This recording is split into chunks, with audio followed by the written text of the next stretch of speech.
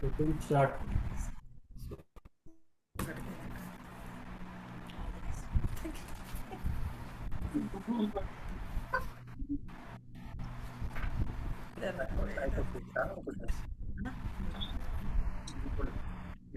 Good afternoon, everyone. Myself Satyam Gupta. A very warm welcome to all the participants joining with us today for this insightful webinar on how to read and research the new Income Tax Act 2025 CAI. With this, now I will request Dr. Raj Chawla to give the welcome address to today's speaker, CA Manoj Lamba sir. Divya background में आवाज आ रही है भैया, सबको mute कर दो please.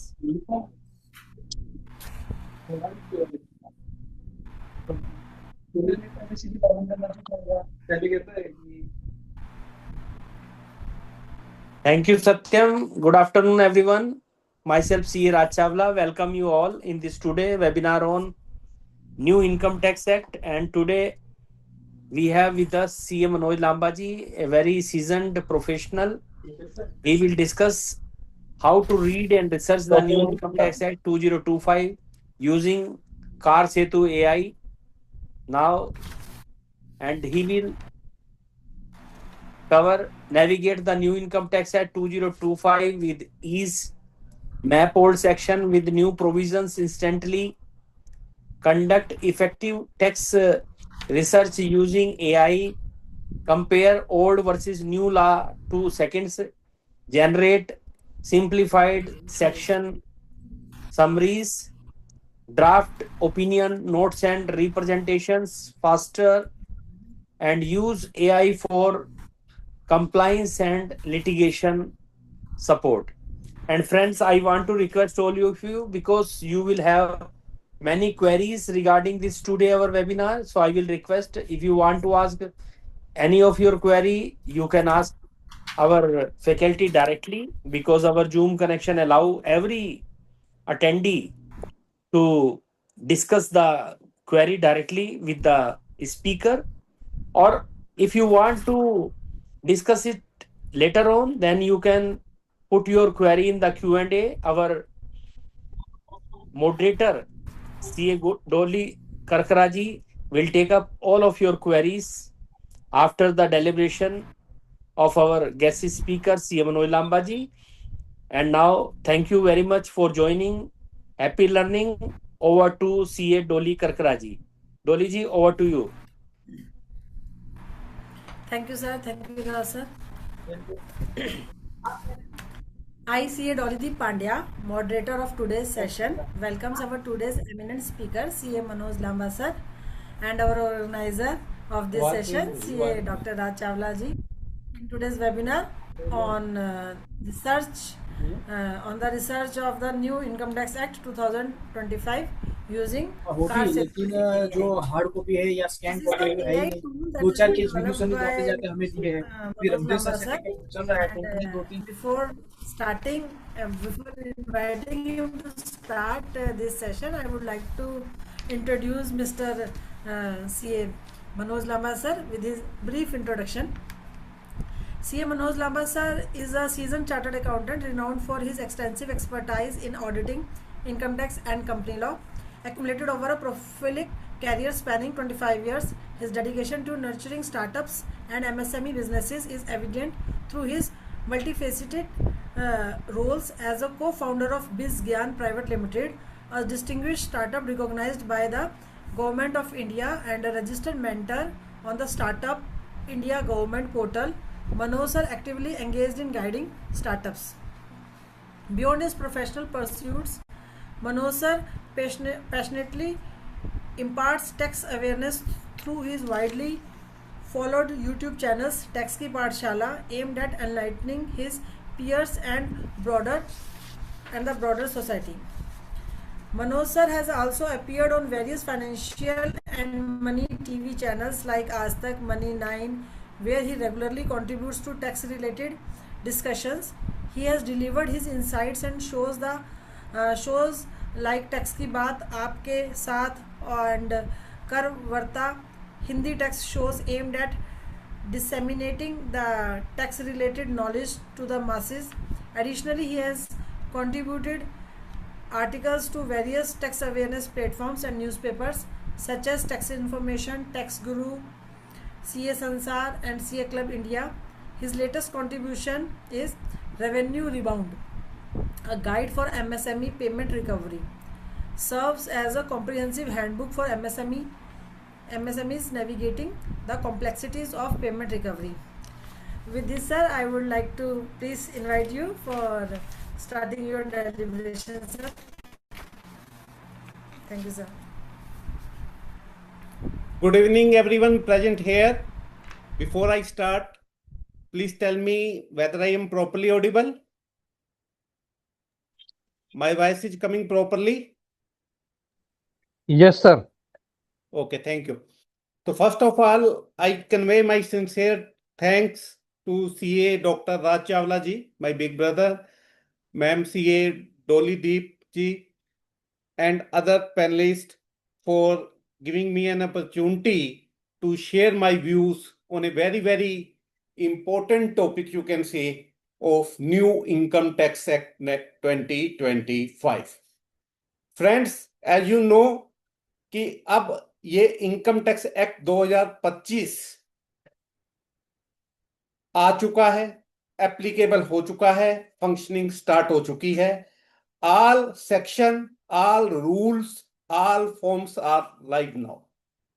Before I start deliberating on the topic, which is especially designed for today, कि how to use this AI tool Kar Setu for your tax research and practice, I want to tell little about this new act. This new act, some people are saying कि this new act is old wine in new bottle. Is it true? सभी लोग कह रहे हैं कि ये old wine है, केवल बोतल बदली गई है. कितने लोग इस बात से सहमत हैं? Yes or no? Ma'am is saying yes. But it is not completely true, ma'am. The government is saying like that, but when you read the law, the so many changes has made in the language which will create in the future date so much interpretations issue, so much litigation in the times to come you have to face, and so much changes has been made in this act. The biggest change of this law is there is no concept of previous year as well as assessment year. Previous year and assessment year are no more now. There is only a new concept of tax year is there. There is only a concept of tax year is there. तो पहली चीज assessment year, previous year अब आपको देखने को नहीं मिलेंगे, tax year मिलेगा. अब दूसरी चीज कि पहले आप सेक्शन पढ़ते थे 44AB, 44AD, 44ADA, 44AE, अब वो हब खत्म हो गया, सीधा सीधा नंबरिंग होगी 1 to 536. The new act has 536 sections. Earlier law was more than 800 sections. The new law is only 536 section, which is serial numbered from 1 to 536. The second thing is clear. Third thing, there are lot of provision. There is lot of explanations below the every section in the old law. But in the new act, there is no explanation. There is no provision at all. All these are merged into a smart tables. Third thing, fourth things rather, कि there is no certain terms in the law. Earlier you would read, notwithstanding anything contained in any other law for time being in force. Now, notwithstanding word has been completely removed from the act. Now, instead of notwithstanding, the lawmaker has used the word irrespective of. अब कुछ चीजें मैंने आपको भूमिका बनाने के लिए बांध दी, क्योंकि टॉपिक कुछ और है, इस चीज पे टॉपिक नहीं है आज। लेकिन मैं आपको बताना चाहूंगा मैम, अभी है पूछता हूं मैं कि ये नोट विद स्टैंडिंग जो इररिस्पेक्टिव हो गया, इससे क्या क्या कोई फर्क पड़ा? अरे हाँ यार, तू भी यार। पहले लिखा हुआ था नोट विद स्टैंडिंग, अब लिखा है इररिस्पेक्टिव ऑफ। अभी से मेरा आग्रह है कि वो पार्टिसिपेट करे। क्या इससे कुछ फर्क पड़ा? सिमिलरली अगर प्रोविजो और एक्सप्लेनेशन खत्म हो गए तो क्या कुछ फर्क पड़ा? तो सिंप्लीफाई हो गया। सिंप्लीफाई हो गया या लिटिगेशन और क्रिएट कर दी? नोट विद स्टैंडिंग का जो डिक्शनरी मीनिंग था, लीगल डिक्शनरी मीनिंग, क्या वर्ड इररिस्पेक्टिव ऑफ का भी मीनिंग वही है? मेरा क्वेश्चन ये है, क्या एक वर्ड कल को लीगल परिभाषा को नहीं बदलेगा? नोट विद स्टैंडिंग कहता था कि इस एक्ट में अगर कुछ कहा गया है तो उसे भूल जाइए। इररिस्पेक्टिव ऑफ का मतलब है कहीं भी कुछ कहा गया है उसे भूल जाइए। Wider than note with standing. Similarly proviso क्या आती थी? प्रोविजो सेक्शन के स्कोप को नहीं बढ़ाती थी मैडम, एक्सप्लेनेशन सेक्शन के स्कोप को नहीं बढ़ाती थी। लेकिन अब जब सेक्शन ही बढ़ गया तो सेक्शन वाइडर हो गया। Proviso and explanation are giving the guidance to the users, to the readers, कि what this section exactly meant for. और कोई चीज उसमें क्लियर नहीं है तो उसे क्लैरिफाई करने के लिए क्लैरिफिकेशंस आती थी, एक्सप्लेनेशन आती थी, प्रोविजो आती थी। जब ये प्रोविजो, ये एक्सप्लेनेशन और ये सारी इंटरप्रिटेशंस और ये सारे जो मैं कहना चाह रहा हूं आपके सेक्शन में ही मर्ज हो गए मैम, तो अब ये सब्सटेंटिव लॉ बन गया। पहले प्रोसीजरल लॉ था, तो लॉ को और स्ट्रोंग किया गया या कम किया गया? Similarly, in the chapter of search and seizure, drastically changes has been made to cover the DPDP Act, and all the assets are virtual asset now. Even your WhatsApp message can be the base of search. और आज एक बात बड़े confidence से मैं यहां पे कह रहा हूं कि अब 148 करना मैडम मुश्किल होगा, सर्च करनी आसान होगी। Search is easier than 148 now.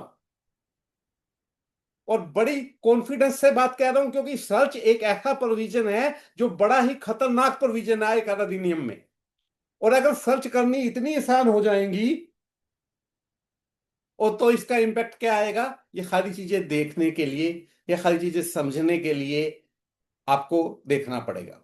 तो ये चीजें खाली मैंने इसलिए बताई कि नया लाभ बहुत चेंजेस लेके आ रहा है, जिसे हर चार्टर्ड अकाउंटेंट को, हर टैक्स एडवाइजर को, हर एडवोकेट को, हर इनकम टैक्स प्रोफेशनल को बड़े ध्यान से एक नए ढंग से पढ़ना पड़ेगा। अब हमारे कर की समस्याएं क्या है, हम चार्टर्ड अकाउंटेंट की समस्याएं क्या है मैडम? 139 सेक्शन अगर मैं कहूं तो किसका सेक्शन था मैम? Return of income. अब 139 नया क्या हो गया पता नहीं। मैं उससे फ्री 80C होता पुराना हूं, फिर आपसे सेक्शन बात था, करता। ठीक नया है, क्या हो गया पता नहीं। 44AB पुराना सेक्शन था, नया क्या हो गया याद करने बड़ी मुश्किल में। तो 61 साल में हमें याद हुए थे, 65 साल में। अब नए से फिर सीरियल नंबरिंग याद कीजिए। आज मैं कहूं कि 44AB सेक्शन बदल के ये हो गया है, या 139(263) हो गया है, 132(247) हो गया है, सर्च 132 वाली 247 हो गई है। तो इसके लिए पढ़ना पड़ेगा, किताब खोलनी पड़ेगी, जो आज के टाइम में हम इतने ज्यादा बिजी हैं कि पहले ही समय नहीं है। पहले लाभ बड़ी मुश्किल से समझ आया था कि ये बात एक्सप्लेनेशन में लिखी है, प्रोविजो में लिखी है, आप कहीं टेबल में मर्ज कर दी, कहीं सेक्शन में मर्ज कर दी, तो अगेन दिक्कत। सेम 44AB में ऑडिट करते थे आप, फॉर्म किस पे रिपोर्ट देते थे? 3CB 3CD। अब मैम ये 3CB 3CD क्या हो गया? फॉर्म 26 हो गया। अगेन पढ़ना पड़ेगा। 15G 15H क्या हो गया पता नहीं, 24Q क्या हो गया पता नहीं, 26Q क्या हो गया पता नहीं, 27Q क्या हो गया पता नहीं, 27EQ क्या हो गया पता नहीं। इसी तरह से अगर रूल्स की बात करूं, रूल 6DD बड़ा फेमस रूल था, नया रूल क्या आ गया पता नहीं। और रूल्स के अंदर मैडम ज्यादा चेंजेस की गई। अभी रूल्स के अंदर बहुत सारी चेंजेस की गई हैं, जिसे हमें समझना पड़ेगा कि नया प्रोसीजरल लॉ क्या कहता है, क्योंकि नया प्रोसीजरल लॉ डिजिटलाइजेशन की तरफ है, ease of doing of business की तरफ है। और जब ये ईज ऑफ डूइंग होगी और प्रोसीजरल एस्पेक्ट चेंज होंगे, तो आपको ज्यादा से ज्यादा इंफॉर्मेशन ट्रांसपेरेंट मैनर में गवर्नमेंट को देनी होगी। एक बहुत बड़ा चेंज जो मैं इस पे आने से पहले, अपने टूल पे आने से पहले आपको बताना चाहता हूं, बहुत ज्यादा इंपॉर्टेंट है, वो है with regard to the maintenance of books of account. पहली चीज, जो भी लोग, ध्यान से सुनिएगा सभी लोग, जो भी लोग कंप्यूटर पे किताबें बना रहे हैं, बुक्स ऑफ अकाउंट अगर आप कंप्यूटर पे बना रहे हैं, तो आपको उसका डेली बैकअप लेना है मैम। पहले तो टैली का बैकअप कभी महीने पे लेना होता था, 2 महीने पे लेना होता था, 4 महीने में ले लिया तो ले लिया। अब आपको डेली बैकअप लेना है। और अगर साल में एक बार भी बैकअप मिस हुआ है, तो ऑडिटर को, टैक्स ऑडिटर को अपनी ऑडिट रिपोर्ट में लिखना है कि डेली बैकअप लिया गया था कि नहीं लिया गया था। सपोज मैंने साल में 365 दिन में है, 308 दिन तो लिया है, लेकिन 5 दिन का बैकअप नहीं लिया, तो वो 5 डेटें आपको मेंशन करनी है मैम। बड़ी इंपॉर्टेंट है। आज कौन मैनुअल किताबें बना रहा है? Everyone is making on Tally, Busy और सम अदर सॉफ्टवेयर। और when you are making the books, whether you are taking daily basis, 2 तारीख का बैकअप 4 तारीख को लिया मैम, अगेन नॉन कंप्लायंस हुआ, अगेन नॉन कंप्लायंस हुआ। और आपको अपनी टैक्स ऑडिट रिपोर्ट में वो डेट देनी है, फॉर्म 26 में चेंज आ गया पहले। दूसरा बड़ा इंपॉर्टेंट थिंग, क्या ये बैकअप उसी कंप्यूटर में ले सकते हैं जहां पर हम किताब बना रहे थे? The answer is no. You have to take remote backup like bankers.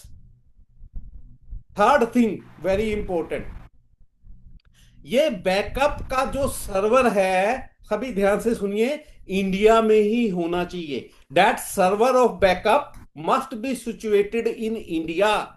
And again tax auditor has to comment on that. Again tax auditor has to comment on that. Very very important thing, tax auditor को again इस पे comment करना है। तो इन सारी बातों का हमें ध्यान रखना। अब ये बात तो हो गई समस्याओं की। आप कहेंगे सर आप आए और समस्या ही समस्याएं बताए जा रहे हो, सॉल्यूशन बता नहीं रहे। तो मैंने बड़े ध्यान से सोचा और इन सारी समस्याओं का समाधान करने के लिए सोचा कि क्यों ना टेक्नोलॉजी का जवाब टेक्नोलॉजी से दिया जाए। मैं हर जगह कहता हूं कि डिपार्टमेंट अब ब्रह्मास्त्र यूज कर रहा है, हमें भी ब्रह्मास्त्र का जवाब ब्रह्मास्त्र से देना है। The department is using AI extensively in his routine practice. We as a tax professional also have to use this artificial intelligence in our practice now. Without use of AI, ma'am, CA cannot do practice now. It is a bitter words. Any chartered accountant, even he is a senior chartered accountant, having a chartered accountant having an in-depth knowledge of law, cannot do practice now if he is not using the AI effectively in the practice. बड़े बड़े CA ये खत्म कर सकती है अगर आपने इसे अपनी प्रैक्टिस में अच्छे से यूज नहीं किया। तो इस एआई को हमें सीखना होगा, अपनाना होगा और यूज में लाना होगा। अब मेरा सबसे रिक्वेस्ट है कि मैं अपनी स्क्रीन शेयर कर रहा हूं और आपको कुछ डेमोस्ट्रेट करूंगा। 1 मिनट में पहले शेयर कर लूं अपनी स्क्रीन और आप मेरे को बताइएगा कि स्क्रीन शेयर होगी या कि नहीं होगी।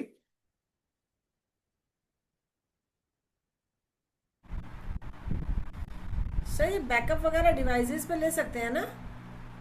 बैकअप डिवाइसेस पे, पेन ड्राइव, हाँ जी हाँ जी हाँ जी, रिमोट बैकअप होना चाहिए। संडे तो ऑफ होगा और डेली बैकअप का फोल्डर अलग होना चाहिए और इंडिया में होनी चाहिए वो चीज। आप ये नहीं कह सकते कि पेन ड्राइव यूएस है, वो रखेंगे अपने पास सर, वो आप कहेंगे भी आप ये नहीं कह सकते कि मेरा सर्वर यूएस में सिचुएटेड है या पाकिस्तान में सिचुएटेड है। 3 things are there. Daily backup is to be taken, remote backup is to be taken, and that backup must be stored in India. Sir remote backup से क्या मतलब है?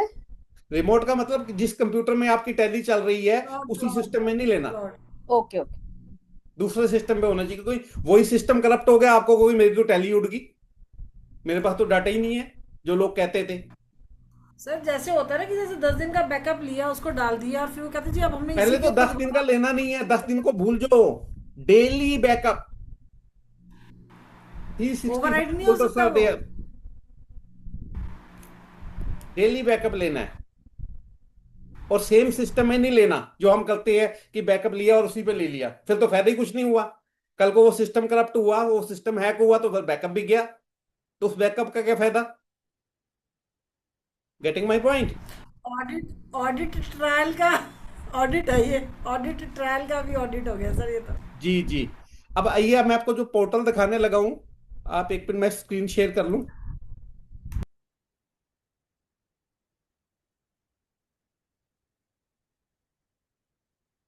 आप स्क्रीन पे देख पा रहे हैं ये मेरा टूल? सभी लोगों से मेरी रिक्वेस्ट कि आप ये ओपन कर लीजिए। आप द टूल नेम इज कर सेतु, KARSETU। मैं चैट बॉक्स में भी डाल रहा हूं।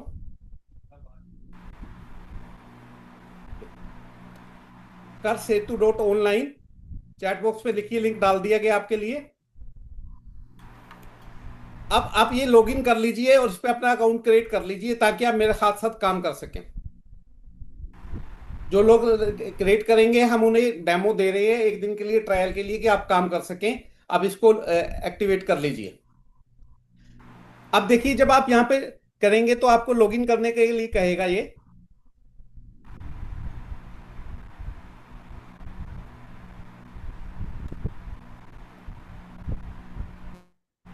When you log in, तो this kind of screen is appear before you. Ma'am screen दिख रही है ठीक से?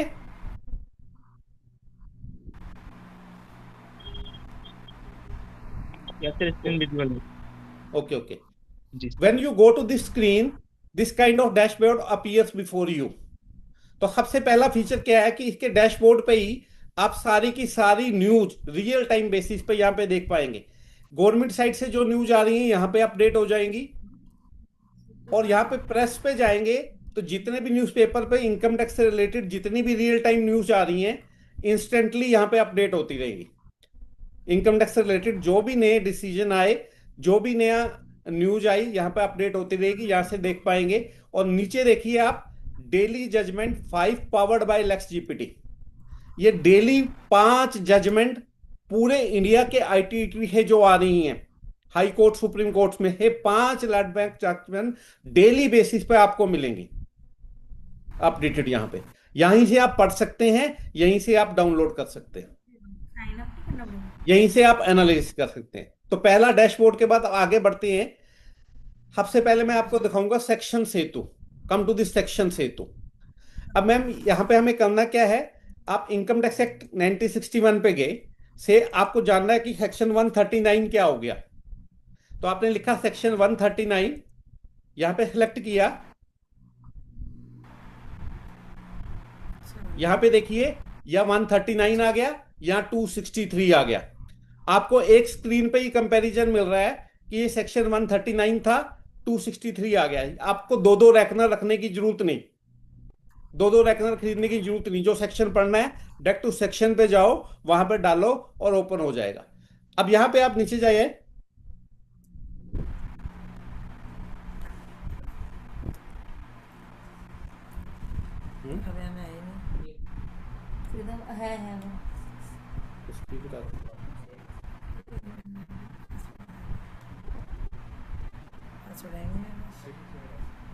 मेरे को दिखी नहीं है, मैं पासवर्ड नहीं याद है कुछ भी डाल दो।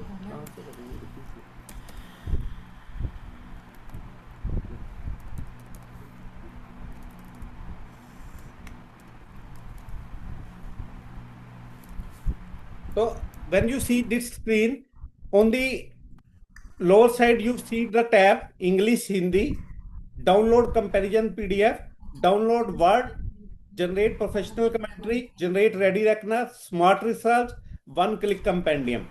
तो आप सबसे पहले जो है 139 263 दिखाया, जैसे ही आप यहाँ पे डाउनलोड कंपैरिजन वर्ड पे क्लिक कीजिए,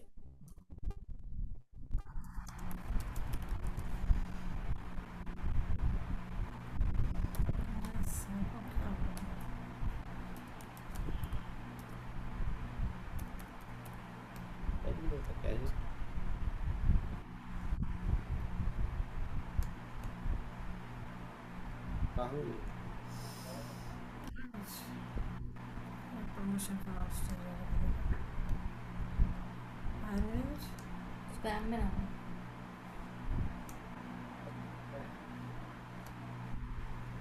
एक बार स्पैम में चेक करना।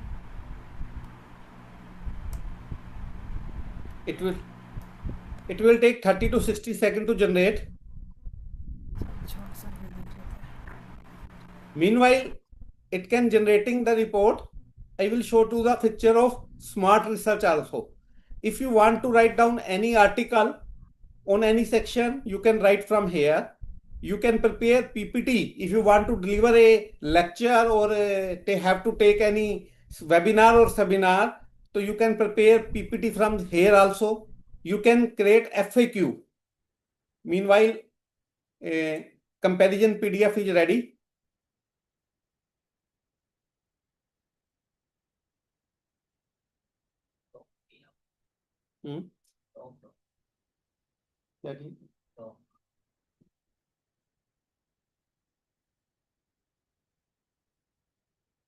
Meanwhile, it is opening.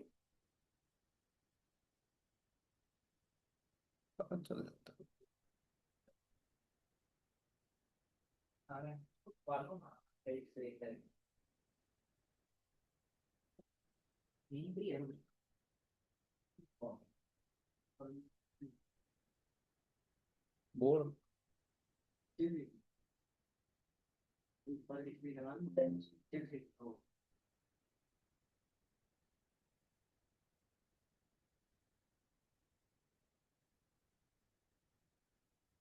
Here you can see the comparison. Section 139, return of income, 263, return of income. And see here, comparison, Income Tax Act 1939, 139. Complete section is there. Then Income Tax Act 2025, section 263 is there. And then AI deep comparative analysis is there. Executive summary is there. Side-by-side comparison table is there. Verbatim textual difference is there. And then it is showing you the changes. What is the language in old law? What is the language in new law? How you can analyze phrase by phrase analysis of threshold calculation. Then consolidation of provision, changes in terminologies and deadline. Then substantive versus cosmetic changes. Then government intent why this change is there. Then what is the impact on taxpayer? What is the tax impact on individual and HUF of this change? What is the impact of firms and LLP? What are the impact on non-resident? What are the impact on trust? What are the impact on startup and MSME? And what are the key action points for the professional? All in a single report. All this in a single report.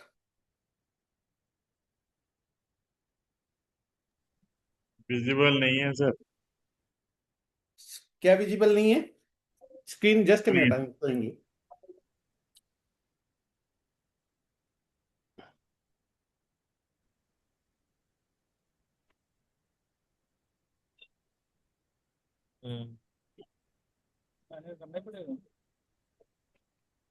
देखोगे ना meeting ID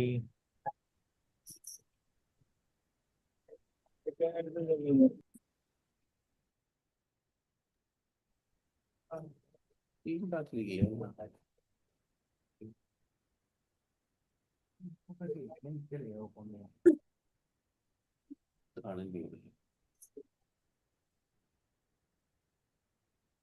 photo गायब करते हैं।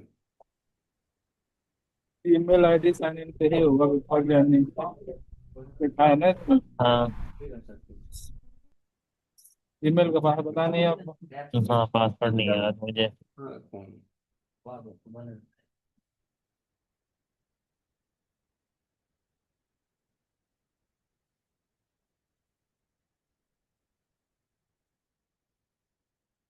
See here, the complete table is there. Now screen is visible, sir. Now, Yes, sir. Visible. if you go to this Visible है, sir. smart research feature, when you go to this smart research feature,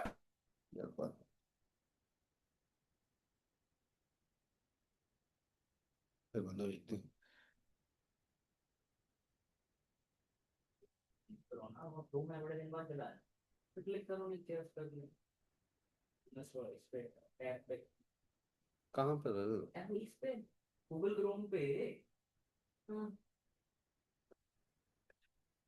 when you now 25 FAQ is ready for save to your library. Yeah, from here you can save to your library, and here all these things you have prepared is shown in your My Library feature in this tab.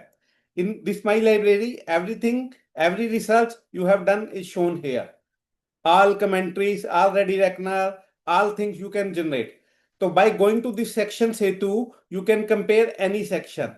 Like earlier you have go to say 139. Now I am putting here 44 AB. When I click on 44 AB, it will show new 44 AB is become 58 now, or mean total comparison is there. And next function is Niyam and Patra Setu. Here you can view all the income tax Niyam rules. All the income tax rule 9061 is available. You can compare it. You can download the PDF. So all the rules are there. Yes, you have to select the rule. If you want to read rule 5 is on your screen. If you want to read rule 12 is on your screen. Same while form is here.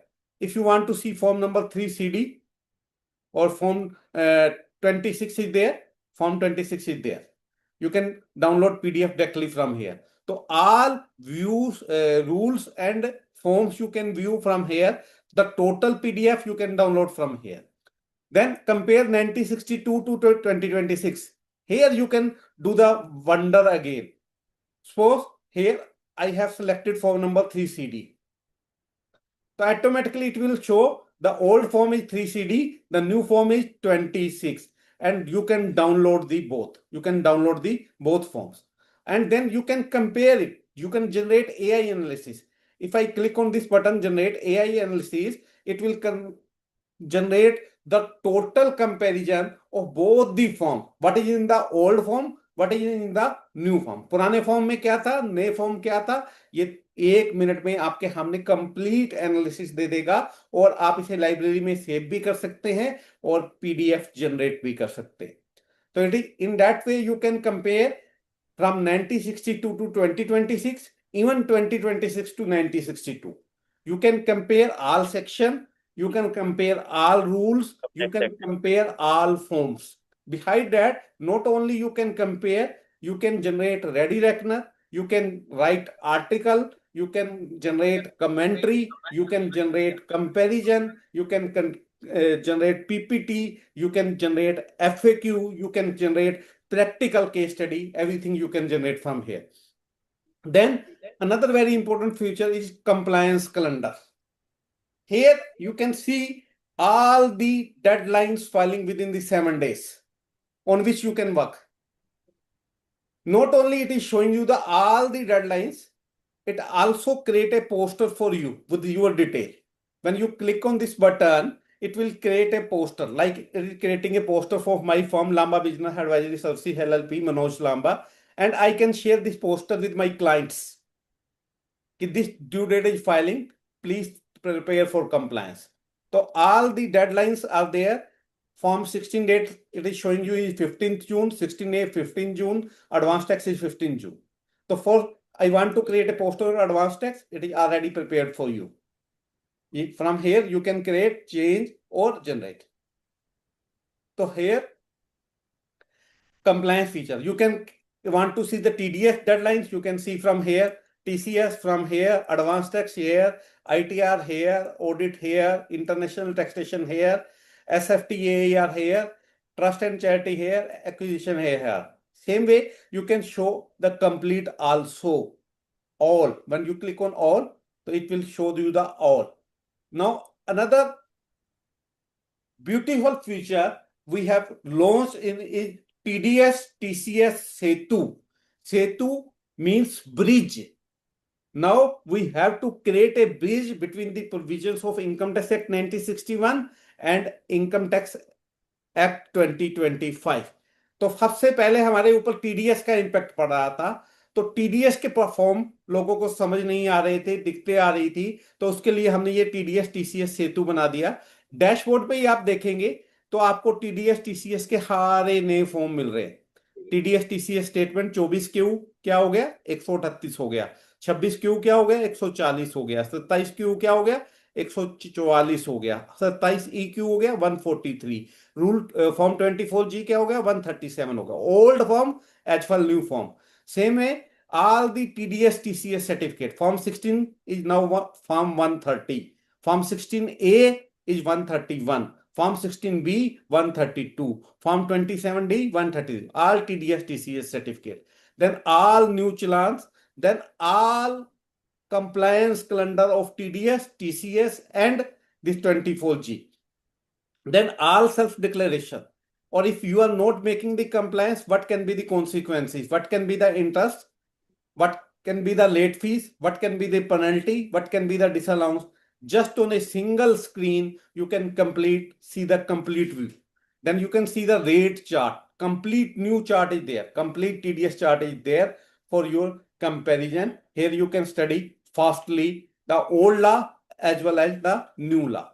Then you can see all the sections of the TDS TCS, like section with regard to salary and employer withholding, interest, securities and dividend, winning lotteries and online game, contact commission, professional fees, rent, property and real tax, business receipt and cash withdrawal, specified receipt, non-resident payment, TCS, everything you can see on the screen just with a click of mouse.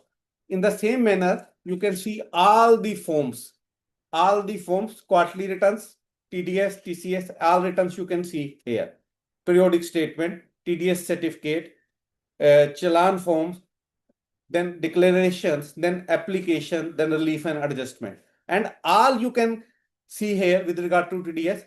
This is the form number, old form number. This is the new form number. When you click on this compare AI button, it will create comparison for you just in a second. Just in a second. All TDS related forms are here. And you can create the comparison and do the research. Similarly, all the TDS rules are there. Click on any one, you can create the total comparison. So this is the TDS Setu functionality. Then there is a due date table. Here all the due dates with regard to the TDS with rules, compliance, form, everything, consequency. Like go to this. Quarterly TDS return quarter 4. Which form is to be filled? Rule 219 talks about that. Earlier Rule 31 talks about that. Form 24Q, 26Q, 27Q. Earlier section was 200 subsection 3. What are the forms under the old act? What is the form under new act? And what can be the consequences if return is late filed? 200 per penalty there. So what is the due date of this return? Everything is here. So everything is presented in a beautiful manner for you. Not only this, we have created so many calculators for you. Like someone comes to you, some employees come to you, ki my salary is 12,85,000.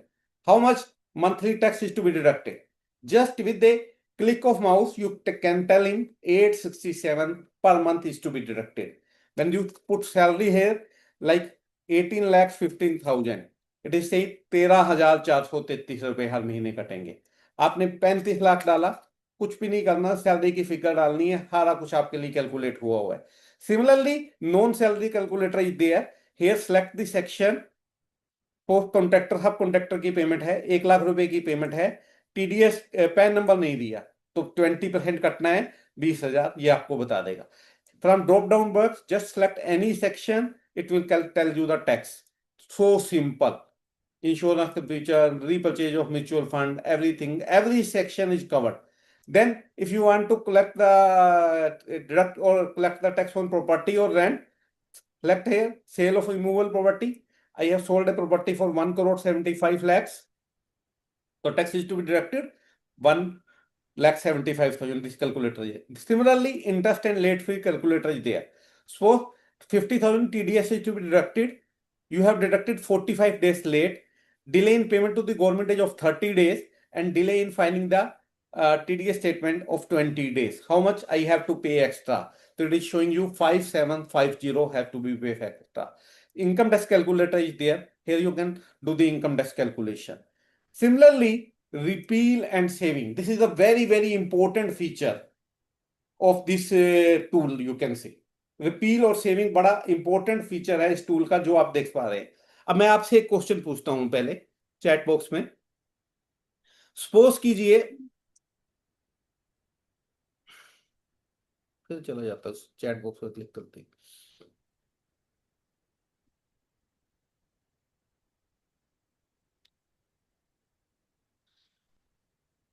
Please listen me. Suppose कीजिए आज मेरे को assessment 23-24 का, assessment year 23-24 का 148 का notice आना है और वो नोटिस आज मेरे को 10/6/25 में आना है.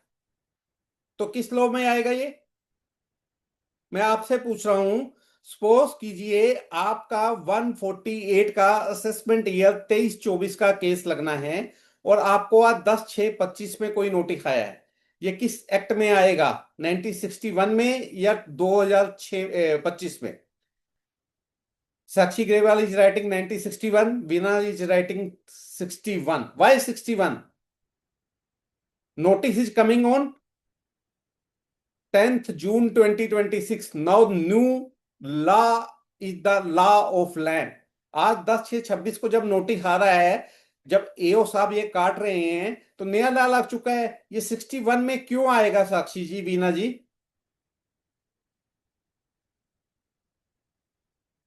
कहां लिखा है ये? Yes, everybody participate it. अभी से रिक्वेस्ट की पार्टिसिपेट करें. दोबारा बता रहा हूं, मेरे को असेसमेंट ईयर 23-24 का 148 का नोटिस आना है. ये नोटिस किस कानून में आएगा?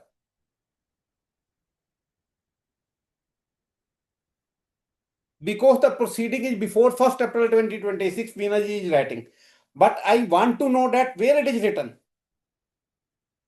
In which section it is written?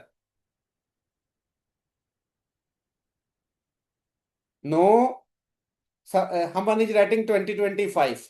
तो कौन ठीक है? 2025 वाले ठीक है या 1961 वाले ठीक है? सेम वे में मैंने ओल्ड टैक्स रिजीम को ऑप्ट कराया है. अब नया टैक्स रिजीम मैं ऑप्ट करना चाहता हूं नए कानून में. क्या मेरे को कोई फॉर्म भरना है? मेरा ट्रस्ट का रजिस्ट्रेशन 1961 एक्ट में हुआ था, अब 2025 का एक्ट आ गया. क्या मेरे को नया रजिस्ट्रेशन कराना है? मैंने कोई ऑप्शन एक्सरसाइज की हुई थी, क्या वो ऑप्शन दोबारा एक्सरसाइज होनी है? मेरे कोई कैरी फॉरवर्ड लॉसेस पड़े थे, क्या वो कैरी फॉरवर्ड लॉसेस नए एक्ट में मिलेंगे या पुराने एक्ट में मिलेंगे? मेरा 12A80G था, क्या वो नए एक्ट में दोबारा अप्लाई करना पड़ेगा? क्या मेरे को tan number, pan number migrate कराने पड़ेंगे या जीएसटी के टाइम में कराने पड़े थे? क्या मेरे मैट क्रेडिट का क्या होगा? मेरी सर्च 31 मार्च को हुई थी, उसका क्या होगा? बहुत सारी क्लॉसेस. इस तरह से ये 24 क्लॉसेस हैं और ये क्लॉसेस हैं सारी की सारी सेक्शन 536 में. कहां नया लॉ लगना है, कहां पुराना लॉ लगना है, ये मैं क्यों बता रहा हूं? ये मैं इसलिए बता रहा हूं कि सपोज करो आना था पुराने एक्ट में 148 का नोटिस, नया एक्ट तो कोई सेक्शन चेंज हो गया और ऑफिसर ने उसे नए वाले में दे दिया, तो नल एंड वाइड है. आना था नए वाले में, दे दिया पुराने में, तो नल एंड वाइड है. पुराने के साथ कॉरस्पॉन्डिंग लॉ लिख दिया, तब भी गलत. All this notice are null and void. It is going to increase the litigation. क्योंकि अभी इनकम टैक्स डिपार्टमेंट को भी ये क्लियर नहीं है, उनके ऑफिसर्स को भी ये क्लियर नहीं है कि किस समय कौन सा कानून लगेगा. 1961 का कानून अभी खत्म नहीं हुआ है दोस्तों, ये अभी जिंदा है और इसकी आत्मा अभी 15-20 साल और भटकती रहेगी. तो अभी 15-20 साल तक आपको अपने ऑफिस में 2 किताबें रखनी पड़ेंगी, 1961 की भी और 2026 की भी. आपको ये किताबें ना रखनी पड़े इसलिए आपको एआई सीखनी पड़ेगी, और एआई सीख के आप दोनों को कैसे कंपेयर कर सकते हैं वो मैं आपको दिखा रहा हूं. Coming back to the tool, तो सर हमने वन क्वेश्चन, सर ये Yes. दो कानून क्यों चलाए जा रहे हैं? ये तो मैं सरकार से बहुत बार पूछ चुका हूं, इसका जवाब मेरे को मिलता नहीं है।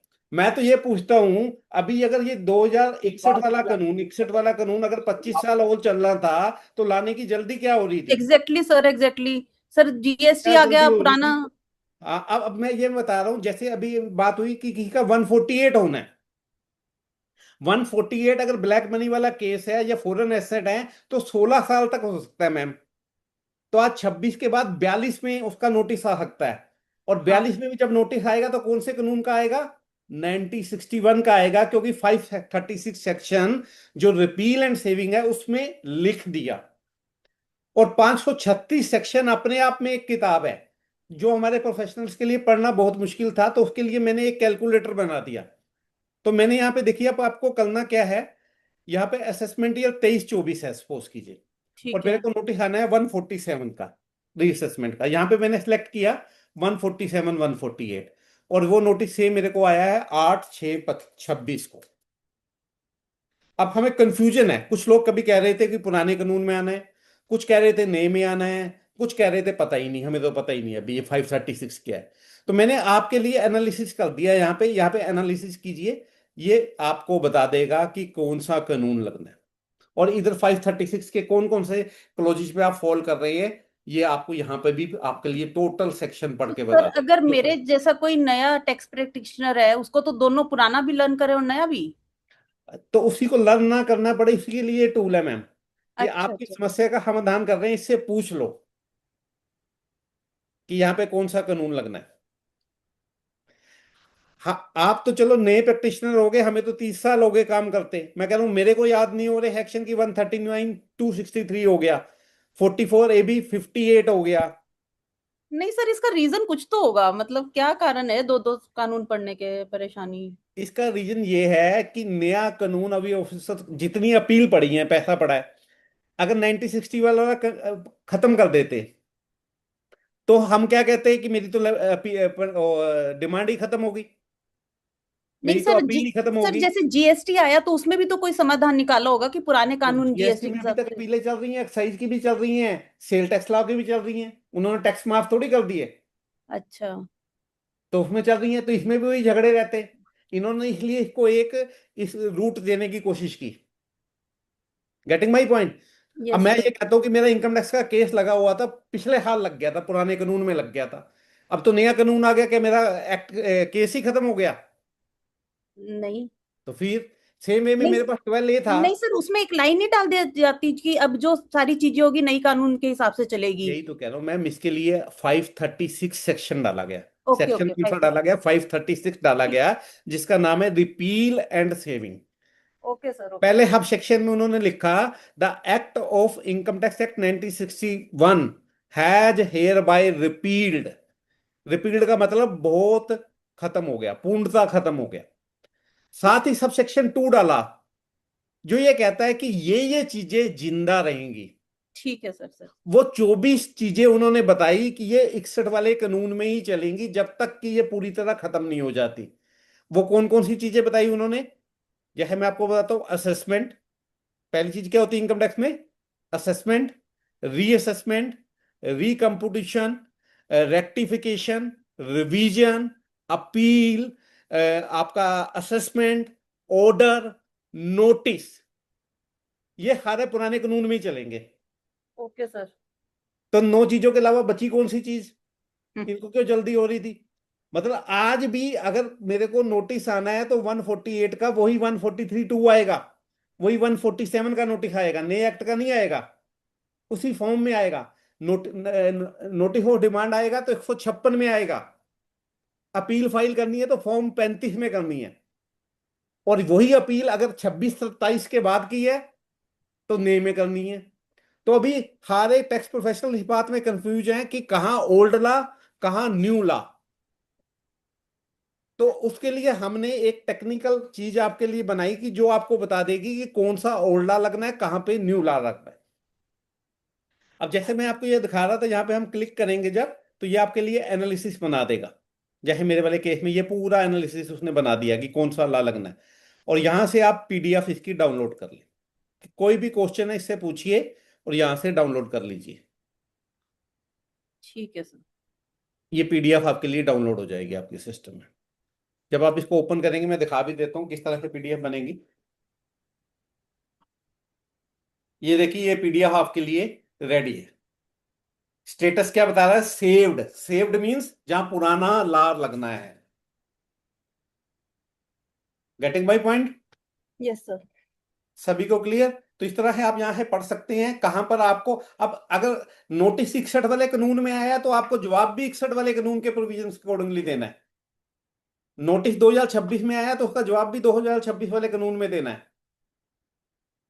Getting my point? तो ये वाला टूल आपकी हेल्प करेगा कि आपको जवाब किस एक्ट के अकॉर्डिंगली देना है। Is it clear? Is it clear to everyone? Yes और no? Yes sir, yes sir. Okay. अब जो भी आप काम कर रहे हैं, जो भी आप यहां से ओपिनियन लेंगे, ये माई रीअपील ओपिनियंस में आपकी सेव्ड होती जाएंगी ऑटोमेटिकली। आपको बार बार मेहनत करने की जरूरत नहीं है। आपने 4 बार कोई सवाल पूछा तो उसका जो इसने जवाब दिया वो वहां पर सेव हो जाएगा आपकी माई रिपील ओपिनियंस में। Then notification analyser, this is the very good feature of this tool. कोई भी नया नोटिफिकेशन आया मैम, तो आपने क्या करना है, उस नोटिफिकेशन की लैंग्वेज समझ नहीं आती, बड़ी कॉम्प्लिकेटेड होती है। आपने क्या करना है, वो नोटिफिकेशन यहां पे अपलोड करना है, बाकी काम एआई करेगा।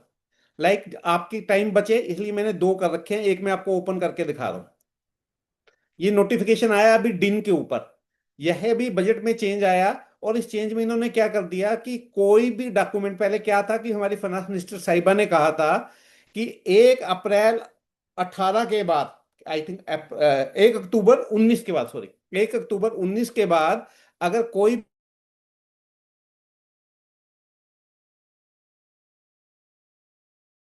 तो वो नल एंड वाइड माना जाएगा। ऐसे नोटिस को डस्टबिन के डब्बे में डाल देना।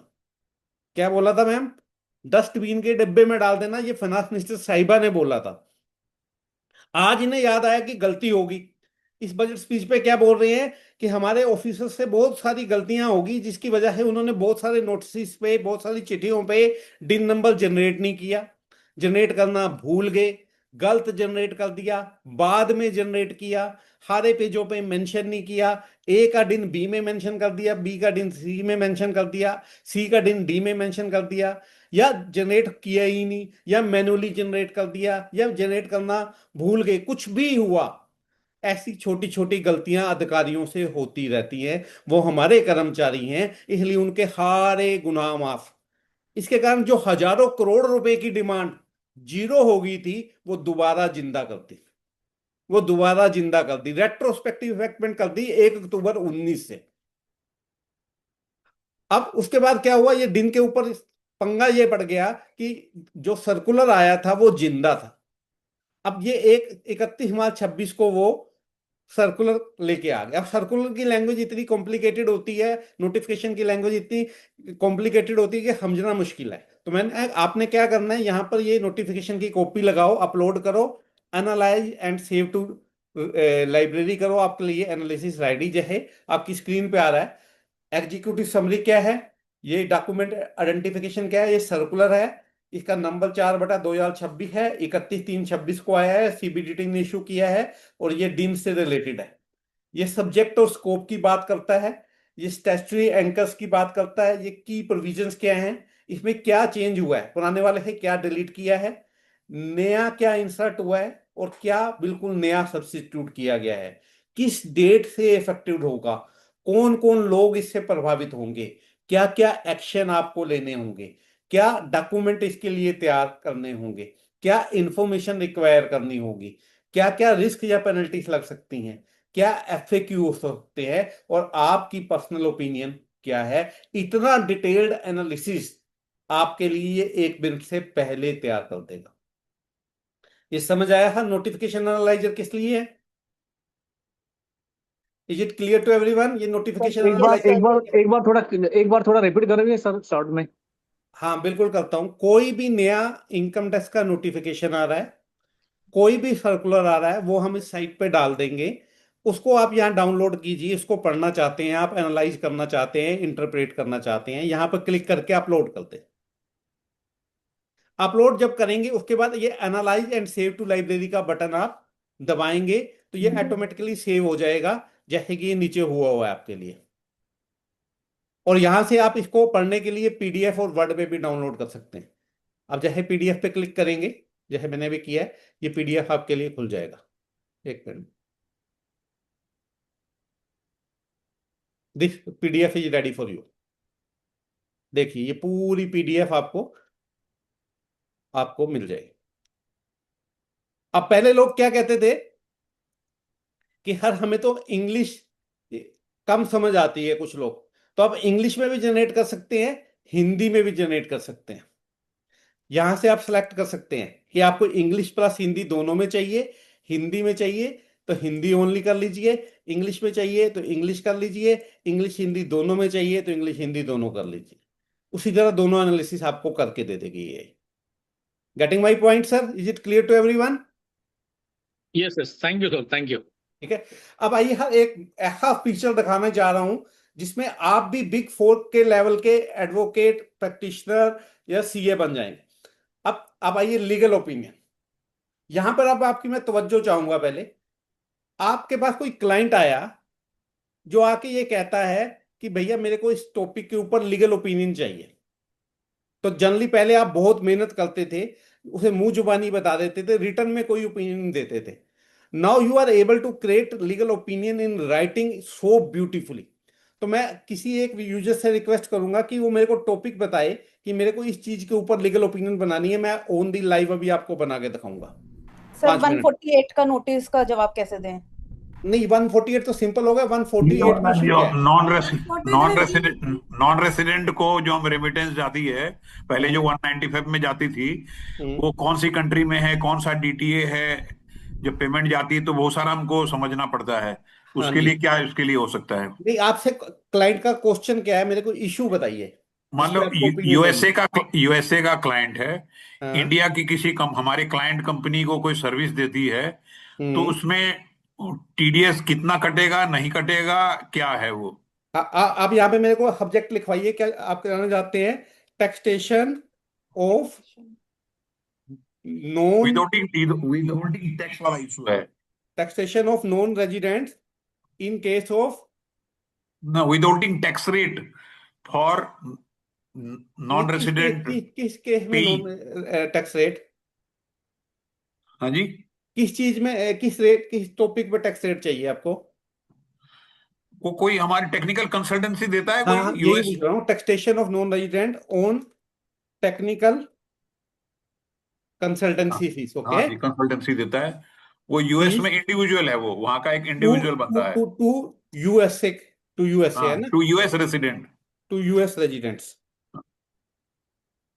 और आपको जानना क्या है? Withholding rates. Withholding rate जानना है, रेट जानना है, डीटीए जानना है, और एग्जैक्ट लॉ जानना है, रिटर्न फाइलिंग जाननी है। ये रिटर्न फाइलिंग नहीं, इसमें रिटर्न कौन सी? चलो कोई बात नहीं, हम मान लेते एक चीज और डाल देते हैं फालतू। अब मैंने ये टॉपिक दिया, अब आपको क्योंकि इसमें तो कई सिचुएशन बनेगी ना, उसके पास कोई सिचुएशन दे दो सर, एनी सिचुएशन ये क्रिएट करेगा। कौन सा क्लॉज लगेगा? एक मिनट पहले इसको सुन लीजिए। अब आप मैंने इन पर क्या लिखा? Consultancy fees to USA resident free. ये मैंने पूरी लाइन लिखी है। Taxation of non resident on technical consultancy fees to US resident withholding rates, DTA, exact law, returns filing. और सो यहां पर मैं इसे कहता हूं, ये राम है कोई of Delhi is providing technical consultancy. नहीं, उल्टा हो गया ना। राम ऑफ दिल्ली थोड़ी, यूएस रेसिडेंट जो है वो हमको प्रोवाइड कर रहा है। हाँ, तो हर वहीं आ रहा हूँ। Ram of Delhi client company, वो रिसिपिएंट ऑफ सर्विस है, वो तो पेमेंट भेजेगा सर। यूएस ये कह रहे हो ना आप? टेकिंग, हाँ, टेकिंग है, टेकिंग कर लेते हैं। इंडियन कंपनी जो है रिसिपिएंट ऑफ सर्विस है, वो पे कर रही है, तभी तो ठीक है, ठीक है, कोई बात नहीं। Ram of Delhi taking technical consultancy from US residents. Okay, Ram अपनी राम प्राइवेट लिमिटेड करिए, क्योंकि चलो कोई बात नहीं, राम प्राइवेट लिमिटेड कर लेते हाँ। हैं। आप पूरे फैक्ट बता रहे हो। Ram private limited and has paid 25 lakhs हाँ as technical consultancy fees. Okay. हाँ जी। Now refine with AI. हाँ Click on refine with AI. हमने ये रा लिखा था, ये भी रिफाइन करते गए, एक मिनट में देखिए। अब जैसे रिफाइन कर दिया। राम प्राइवेट लिमिटेड एक company based in Delhi, India, engaged in the services of resident of United States of America for technical consultancy. Pursuant to this engagement, Ram Private Limited paid a technical consultancy fee of 25 lakh to US resident. Okay? या अब issue rest, issue क्या जानना चाहते हैं? With holding rate withholding tax rate which situation में कितना rate and provisions हाँ of DTA and वो अलाउबिलिटी हमको ऑफ टीआरसी एक्सपेंडिचर इन देगा तो इंडिया। अलग रेट है, टीआरसी नहीं कोई बात देगा नहीं, तो अलग रेट है। हाँ कोई बात नहीं, अब एक मिनट इसे दीजिए। अलाउबिलिटी ऑफ एक्सपेंडिचर इन इंडिया। हाँ जी ठीक है सर, कुछ हाँ और जी क्वेश्चन? ठीक है। चलिए अब मैंने रिफाइन करते हैं, 3 ही क्वेश्चन पूछते हैं अभी। रिफाइन विद AI कर दिया सर। अब मैंने यहाँ पे नाम डालना है, यहाँ पे मैंने डाला है राम प्राइवेट लिमिटेड। ये मैटर है असेसमेंट ईयर से 24-25 का। ओके सर, या अभी का है करंट 25-26 कर लेते हैं। और यहाँ करंट का कर दो, अभी करंट का। करंट का दो 26-27। हाँ 26-27 का अभी करंट में। अब तो जो कोई हो बात नहीं, गया कोई हो बात गया। नहीं। ये मैंने जुरिस्डिक्शन डाल दी इसकी, दिल्ली, इंडिया। ओके सर, अब वो हाँ पूछ जी रहा कौन सा एक्ट रेफर करना है मेरे को, 61 वाला, 25 वाला, या दोनों? मैंने कहा दोनों कर ला। अब इसे कहते, मैंने कोई सेक्शन नहीं दिए, कुछ नहीं बताया। AI को कहते हो सजेस्ट विद AI। AI मेरे को सारे सेक्शन ढूंढ के बताएगी इसके। सर एक थोड़ा सा क्लेरिफिकेशन, आपने यहाँ पर 26-27 असेसमेंट ईयर लिखा है। मानो जी। अगर मुझे करंट फाइनेंशियल ईयर का चाहिए तो how do I get it? मतलब असेसमेंट ईयर हाँ से ही होगा 27 या हमको कैसे? तो 26 वो 27 फाइनेंशियल ईयर। ऊपर लिख दो सर, ऊपर लिख दो, ऊपर बता देगा। यहाँ पे फैक्ट्स पे लिख दो आप, किस साल की पेमेंट है। तो वहां पे लिखने का ऑप्शन नहीं आ रहा है ना, सर असेसमेंट ईयर यहाँ जहाँ लिखा साल लिख देना ना, पेमेंट मेड, यहाँ पे लिख दो आप, यह है लिख दो, payment made in 27-28, 26-27 financial year. 26 tax year 26-27। Tax year लिख देते हैं लोग। ओके सर, हाँ अब जी इसको दोबारा रिवाइंड कर देते हैं। हाँ जी Anand Shri Ram Mishra. Okay sir, hello वैसे फाइनेंशियल ईयर का भी बना दूंगा कॉलम। हेलो हाँ जी आप अब इसको हाँ जी। सजेस्ट विद AI किया, इसने सेक्शन ले लिया सर। यहाँ पे कौंसल का नाम ब्रेक हो रहा है, बताइए आपका सर। आवाज ब्रेक हो रहा है। रमेश जी म्यूट कर लीजिए प्लीज। सर कोई भी कौंसल अपना नाम बताए, कोई किसी का नाम डालना है, उसी के नाम से बनाते हैं। सर मेरा नाम डाल दो। CA डोली डाल दिया हमने, क्वालिफिकेशन FCA डाल दिया, फॉर्म नेम कोई भी डाल दिया, डोली एंड कंपनी डाल दिया। ओके, और कॉम्प्लीमेंट हमने डाल दिया XXX@gmail.com। ओके है, यहाँ पे मैं जनरेट ओपिनियन पे क्लिक करूंगा। अब देखिए,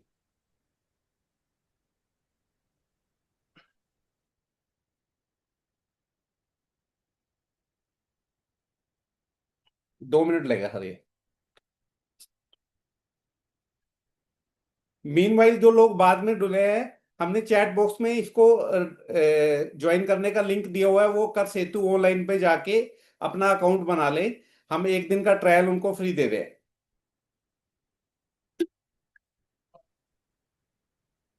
सर इसमें टैक्स ईयर और असेसमेंट ईयर दोनों का ऑप्शन रहेंगे या सिर्फ असेसमेंट ईयर का कल ऑप्शन है दोनों सर का इसमें? रहेगा, क्योंकि अभी मैंने आपको बताया ना, ओल्ड लॉ भी जिंदा है, न्यू का भी जिंदा है, इसलिए दोनों ही देने पड़ेंगे।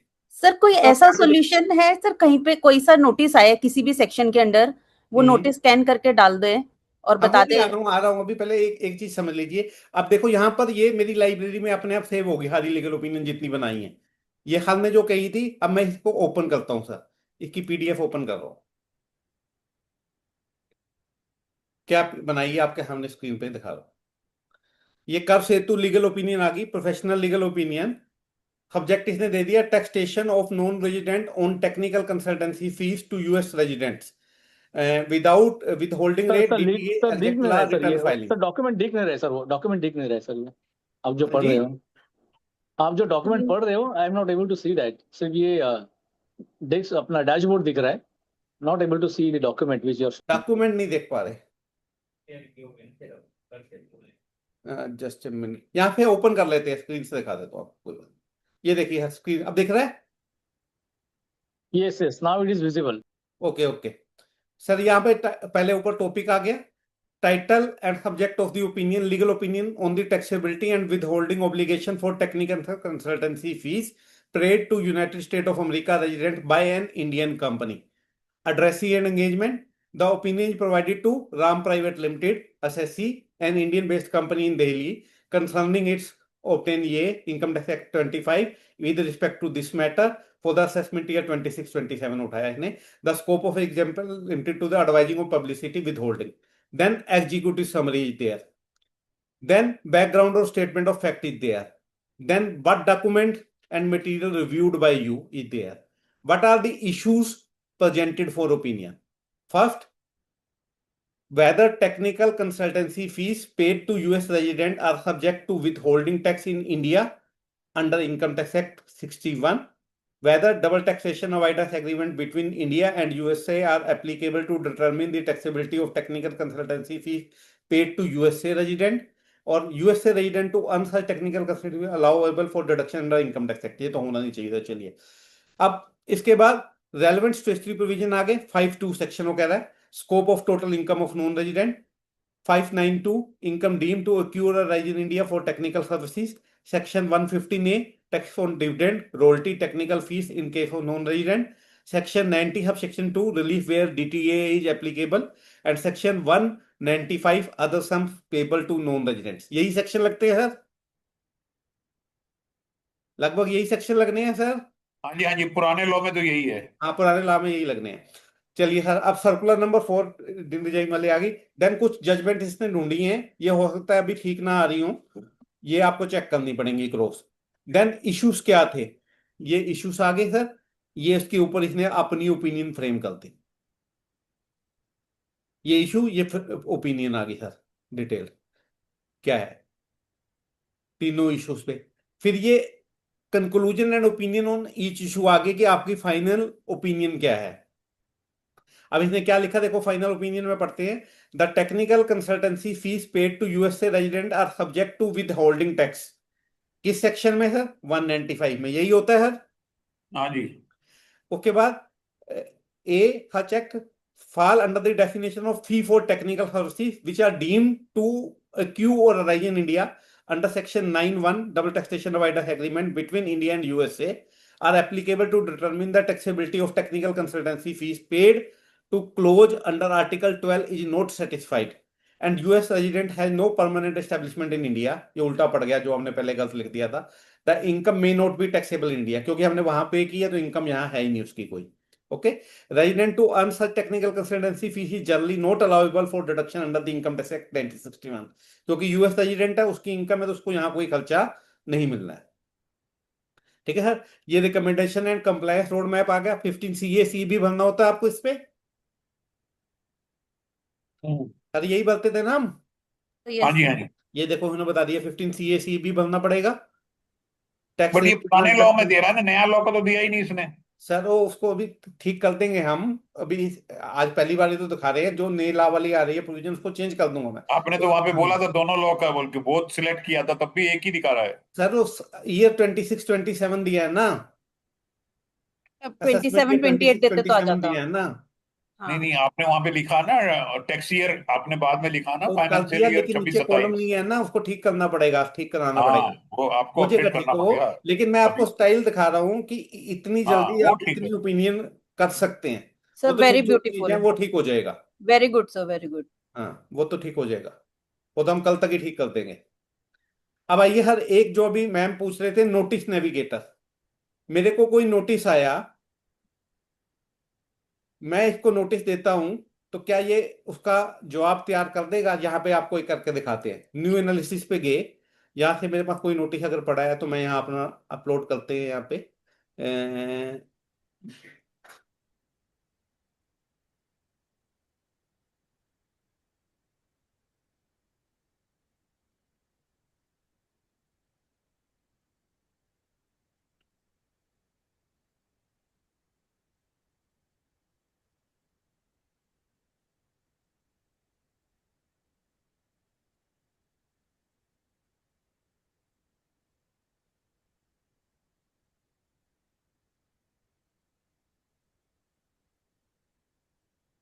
बैक कहाँ जा रहा है? बैक वाला बटन कर रहा है। जस्ट जस्ट हाँ सर, आराम से।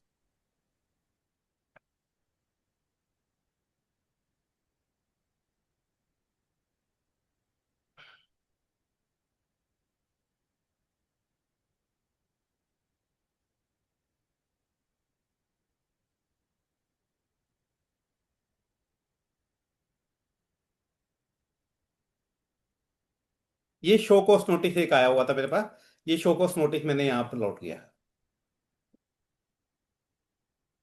143 में असेसमेंट करने के लिए। अब देखिए मैंने इसको नोटिस दिया है सिर्फ, इससे अपने आप सब कुछ ट्रैक कर लिया।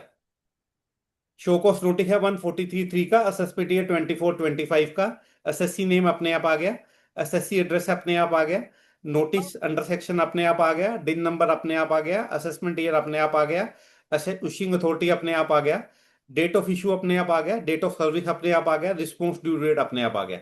या मेरे को कंटिन्यू पे क्लिक करना है, और जैसे ही मैं कंटिन्यू पे क्लिक करूंगा या कंफर्म करना है, यहाँ पे जो फैक्ट्स है आप लिख दो, नहीं तो कंटिन्यू करो। और यहाँ पर जाकर आपने इंग्लिश में जवाब तैयार करना है तो इंग्लिश में हो जाएगा, हिंदी में करना है तो हिंदी में हो जाएगा। Generate 360 degree analysis. अब मैंने सिर्फ इसको नोटिस दिया है, ये आपके बिहाफ पर सब कुछ पड़ेगा। अभी आपको दिखाते हैं।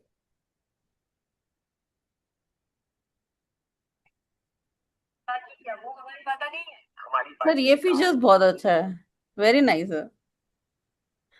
अभी तो बहुत कुछ आ रहा है मैम इसमें, देखिए अभी तो खुद हम सीख रहे हैं और धीरे धीरे चीजें नहीं इंप्लीमेंट सर, कर रहे ये अभी आई एम एक्सप्लोरिंग, मेरे को मार्केट में नहीं मिला था ये फीचर्स विद हैं। टेक्समैन एंड ऑल, मतलब जितने भी कहीं भी अवेलेबल नहीं है। है, कहीं भी नहीं है, जितने मैंने आपको दिखाए हैं वाले कहीं भी नहीं मिले होंगे आपको, लीगल हाँ ओपिनियन नहीं में मिले नहीं सर, मिला दो होगा। तीन features are very unique, nice sir. और अभी देखिए कितनी डिटेल में करेगा ये अपने आप। In fact sir when I asked their team they started laughing कि मैम फिर सीए क्या करेगा अगर आप सभी कुछ हमसे मांग लेंगे। सीए का तो काम बढ़ रहा है बहुत इससे। और sir what about the confidentiality sir, client का डेटा अपलोड हो रहा है पूरा। हाँ, अभी इसमें देखो यहाँ पर हमने एक अभी पीछे बटन आया था, वो यहाँ पर ये है, ये मोर एवर क्लाउड पे सेव हो रहा है और इनक्रिप्टेड है। ये डाटा जो है कोई हमने आपको डाउनलोड करके सॉफ्टवेयर नहीं दिया, इट इज ए प्लेटफॉर्म जिसमें आपका जब आप सब्सक्राइब करेंगे आपका खुद का वो बन जाएगा एक यूजर आईडी पासवर्ड, और आपका डाटा क्लाउड में इनक्रिप्टेड फॉर्म में सेव है जो किसी को शेयर नहीं होगा। जैसे AWS पे डाटा सिक्योर रहता है, सेम वे पे ये AWS पे सेव्ड है और वहां पे सिक्योर्ड है। और अगर आप ये चाहते हैं कि एसएससी का नाम के बगैर नोटिस आए तो वो भी मैंने फंक्शनलिटी यहाँ पे दे रखी है, उसका नाम छुप जाएगा, सारी डिटेल छुप जाएगी। नाम चेंज भी कराना तो नाम चेंज भी हो जाएगा।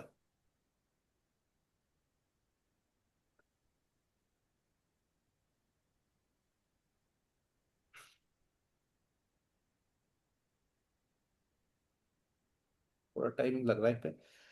ऊपर तक मैंने अभी तक जो फंक्शन दिखाए तब तक इसमें है, किसी और पे आपका सवाल हो जब तक ये जनरेट कर रहा है तो आप अपना क्वेश्चन कर लीजिए। हाँ सर, ये सब कुछ तो इंफॉर्मेटिव टूल हो गया सर, फाइलिंग में भी हेल्प हो पाएगी या वो फीचर बाद में ऐड ऑन करेंगे? नहीं नहीं, फाइलिंग वाला हमारा एक पूरा टूल आ रहा है मैम। Okay okay. पहले मैं आपको ये दिखाता हूँ, ये आपका जो जवाब था ये तैयार हो गया, ये 143 वाला यहाँ पे व्यू कीजिए। इसकी डाउनलोड करते हैं पीडीएफ, आप पीडीएफ फिर नहीं देख पाएंगे।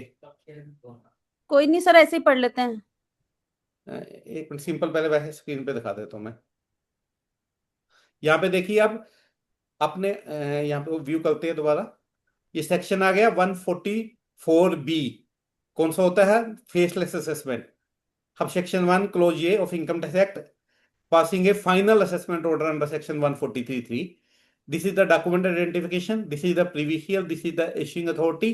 अब ये देखिए यहाँ पे जो सर पूछ रहे थे क्वेश्चन, ये मैंने एसएससी डिटेल हाइड करवा दी है। जो आपकी सेव हो रही है वहां पे भी तो एसएससी डिटेल सेव नहीं हो रहा है।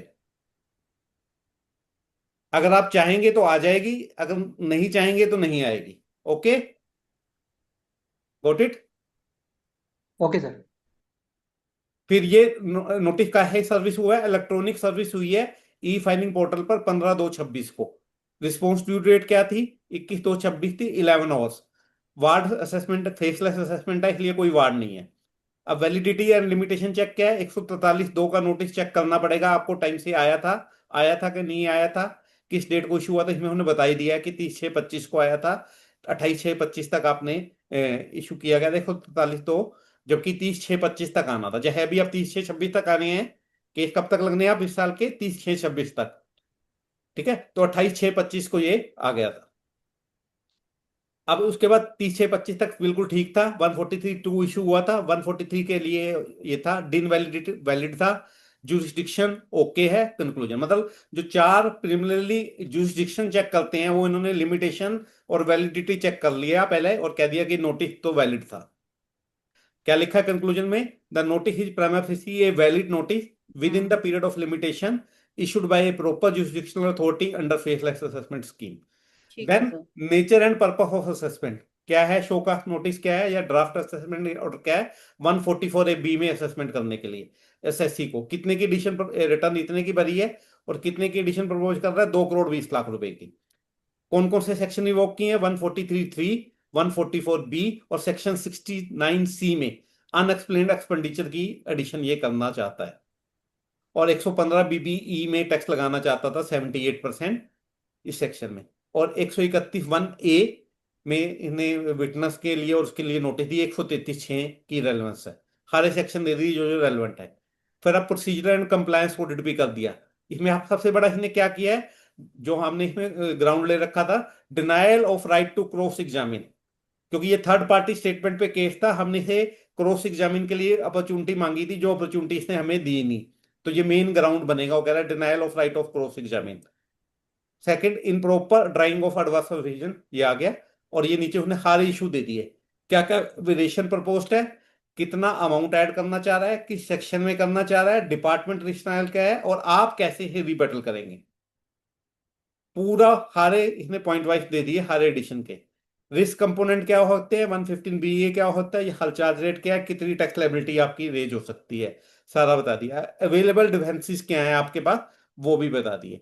और सबसे लास्ट में आप अगर देखेंगे, ये हारा पढ़ लेना खुद, लास्ट में देखेंगे फॉर एससीएन रिप्लाई, यहां पर इसने ड्राफ्ट रिप्लाई भी बना दिया। जो मैम पूछ रहे थे, पूरा draft right, preliminary objection on ground of violation of principle and natural justice, reply on merits, हर पॉइंट का अलग रिप्लाई है। और प्रेयर क्लॉज भी बना दी, और क्या क्या डॉक्यूमेंट लगाने चाहिए वो भी बता दिया। Very good sir, very good. और उसके बाद अगर नहीं मानता तो आगे भी बता दिया आपको क्या है कि सीआईटी अपील पे जाना पड़ेगा, इतने दिन में जाना पड़ेगा, स्टे ऑफ डिमांड की एप्लीकेशन लगानी पड़ेगी, इनसे हारते हो तो आईटीटी में जाना पड़ेगा, आईटीटी से हारते हो तो हाई कोर्ट में जाना पड़ेगा, हाई कोर्ट से जाने का पूरा रोड मैप आपको बना के दे दिया। और किस स्टेज पे कितना पैसा जमा कराना है, किस फॉर्म में अपील होनी है। देखो, अपील के लिए फॉर्म 35 होता है, वो भी बता दिया, 1,000 रुपये फीस होती है, वो भी बता दिया। अपील के लिए 20% आपको जमा कराना पड़ेगा, वो भी बता दिया। तो सारा आपका काम कर दिया। और क्या क्या रेड फ्लैग्स हो सकते हैं वो भी सारा यहाँ पे है,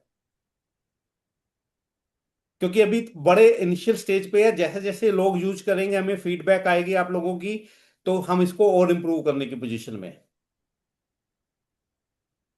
क्योंकि फर्स्ट टाइम ऐसा हो रहा है कि this tool is developed by involving the CA, तो इतना बढ़िया काम ये कर रहा है। Yes sir.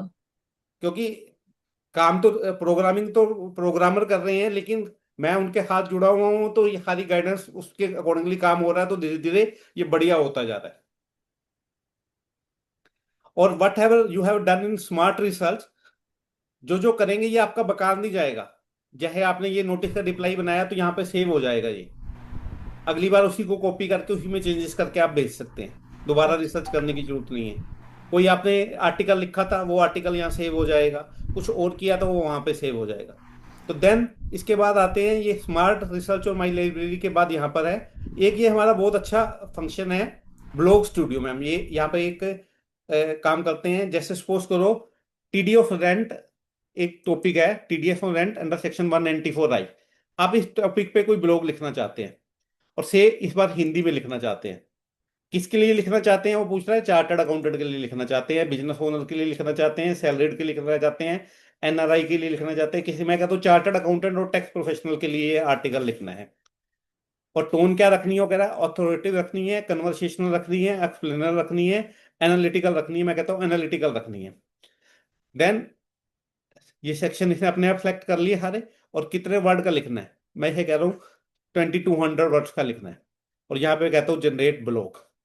मैम देखिए, मतलब आप अब राइटर भी बन सकते हैं, आपको लॉ पढ़ने की जरूरत नहीं, इंग्लिश लिखनी आने की जरूरत नहीं, ग्रामेटिकल एरर्स की चिंता नहीं, ये आपके लिए कोई आर्टिकल भी लिख देगा और किसी भी सेक्शन पे लिख देगा पूरे एक्ट के। एक मिनट दीजिए आप, ये आपका 22 वर्ड में हिंदी में लिख के देगा भी आप।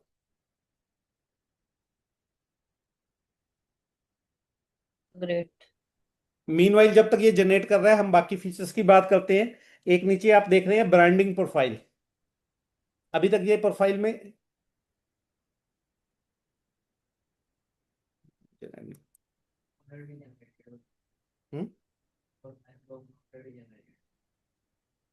वही तो खुला है।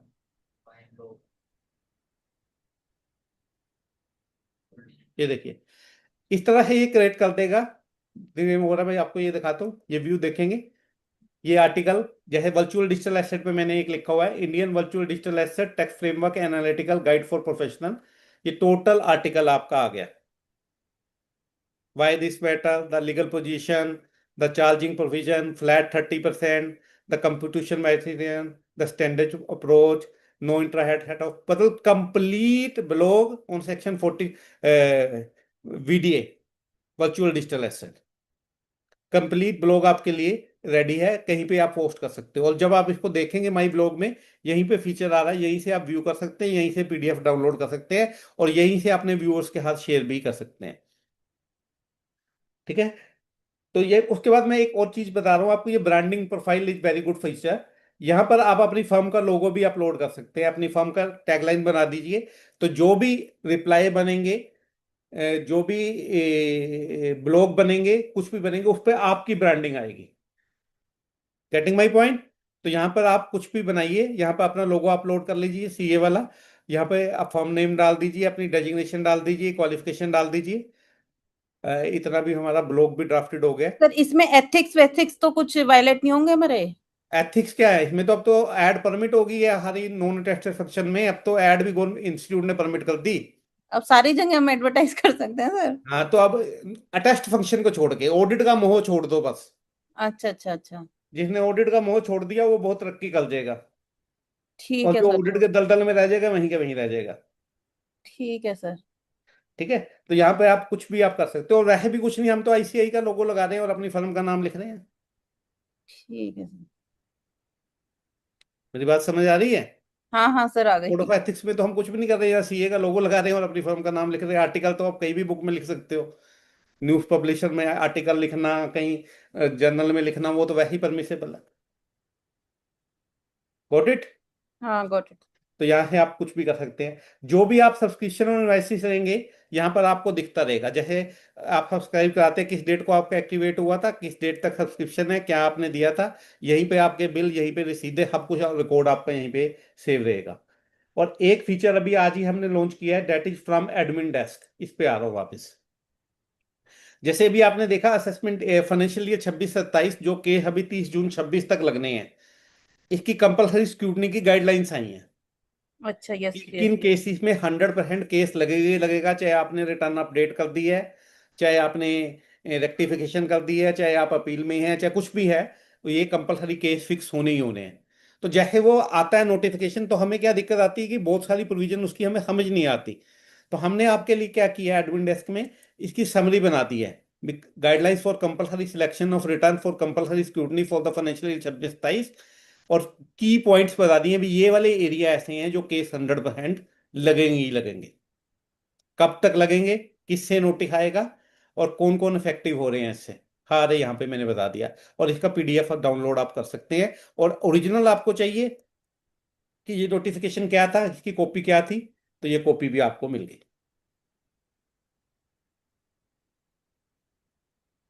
Got it? क्लियर होगा मैम ये? Yes sir. तो फार्म एडमिन डेस्क भी मैंने बता दिया। और हब से ऊपर चलिए, अब हमारी एक ये है कर सेतु एआई। अब कुछ भी रह गया, आपने कुछ भी करना है एआई से पूछिए इससे। इनकम और tax sir helpline, sir helpline. अभी इस पे भी आ रहा हूँ, पहले आप कर सेतु एआई पे आइए। पहले अच्छा मैं सारा कुछ बता के जाऊंगा आपको। कर सेतु एआई टैक्स इंटेलिजेंस पे जाएंगे। ये आपके जीएसटी के सवालों के जवाब नहीं देगा, कस्टम के नहीं देगा, बट इनकम टैक्स से रिलेटेड जो पूछोगे अच्छा अच्छा। वो यहाँ पे आप क्वेश्चन कर सकते हैं कुछ भी। जैसे compare old income tax capital gain tax rate with new, ये आ गया ना आपके पास 12 और 18, हब पूरा डिटेल आपको ये दे देगा। किसी भी टॉपिक पे आप कुछ पूछिए।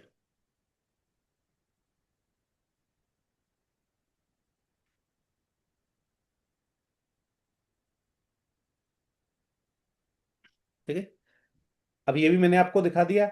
अब इसके अंदर आप कुछ भी इससे क्वेश्चन कर सकते हैं, कुछ आस्क कर सकते हैं। अब कुछ कई लोग हमारे से ये पूछते हैं कि आपको क्या है करना है एआई का एथिकल यूज। पहले हमारी प्रोफेशनल प्रैक्टिस का एथिकल यूज होता था, अब एआई में एथिकल यूज बहुत है।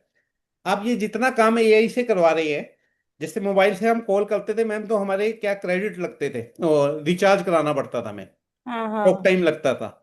सेम वे में एआई से हम जो काम करवा रहे हैं, हमारे क्रेडिट कंज्यूम होते हैं। ओके।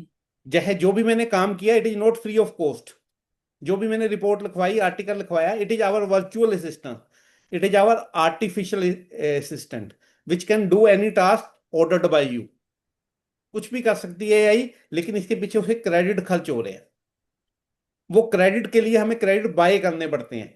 बाई चांस हमने क्रेडिट बाय नहीं किए और हमारा बैलेंस लो हो रहा है, तो आपका ये सॉफ्टवेयर चलना बंद हो जाएगा। तो that's why we have kept a nominal subscription for the professionals इसके लिए। तो ये डैशबोर्ड पे मैं दोबारा आ रहा हूं, और ये मैंने आपको सारा दिखा दिया जो आप पूछ रहे थे। हेल्प डेस्क मुकुल कहाँ पे आता है? मैं दोबारा एक बार लॉग आउट कर रहा हूँ और लॉग इन कर रहा हूँ, फिर दिखाता हूँ आपको कहाँ पे आएगा। यहाँ पे जाएंगे, देखिए आप स्क्रीन पे दिख रहे हैं, यहाँ पे टेक्स्ट स्पोर्ट आ रहा है। हाँ हाँ, टेक्सपोर्ट रेस। टेक्स्ट स्पोर्ट पे ये नंबर भी आ रहा है हमारी कंपनी का, और ये ईमेल आईडी भी आ रही है। Fine sir fine. यहाँ पे कुछ भी कर सकते हैं, सीधा व्हाट्सएप पे खुल जाएगा और आप यहाँ से व्हाट्सएप उससे कर सकते हैं। मेल करना चाहिए तो मेल कर सकते हैं, और कुछ और जो जाना चाहिए, फ्रंट पेज पे सारी इंफॉर्मेशन इसकी अवेलेबल है।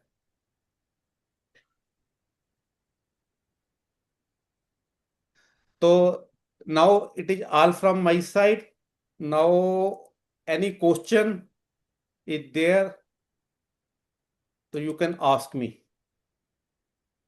कोई भी क्वेश्चन है तो मैम आप ले लीजिए, नहीं तो हम फिर माइंड अप करेंगे इसको। नहीं sir, thank you so much sir, very nice. कोई क्वेश्चन नहीं है?